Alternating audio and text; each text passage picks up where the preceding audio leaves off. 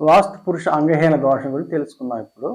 మన గతంలో వాస్తు పురుషుడి గురించి తెలుసుకున్నాం. వాస్తు పురుషుడి విషయంలో 3 చోట్ల మనకు ఉపయోగపడుతుంది వాస్తు పురుషుడి సిద్ధాంతం.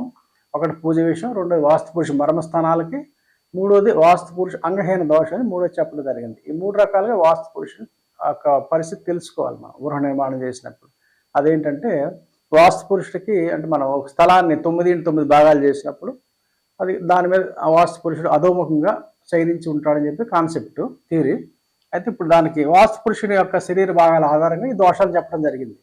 అదేంటంటే వాస్తు పురుషుడికి కుడి భుజం అంగహీనమైనచో, కుడి భుజం అంటే ఆగ్నేయం, అంగహీనం అవడం అంటే ఆ భాగం తగ్గడం అని అర్థం చేసుకోవాలి వాస్తు భాషలో.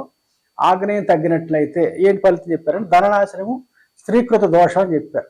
ఒక స్థలానికి కానీ ఒక ఇంటికి కానీ అపార్ట్మెంట్లో కానీ మనకి పర్ఫెక్ట్ స్క్వేర్ రెక్టాంగిల్ లేకుండా షేప్ క్వాడ్రాంగులర్ లేకుండా ఏదైనా మూల కట్ అయితే అది క్రాస్గా కట్ అవ్వచ్చు, లేదా ఒక చదరంగా కట్ అవ్వచ్చు, ఎలానే కట్ అవ్వచ్చు. ఆ భాగం తగ్గితే దాన్ని వాస్తు పురుష కుడి భుజ అంగహీన దోషం చెప్పుకోవచ్చు. దానికి ధననాశనం, స్త్రీకృత దోషం చెప్పారు.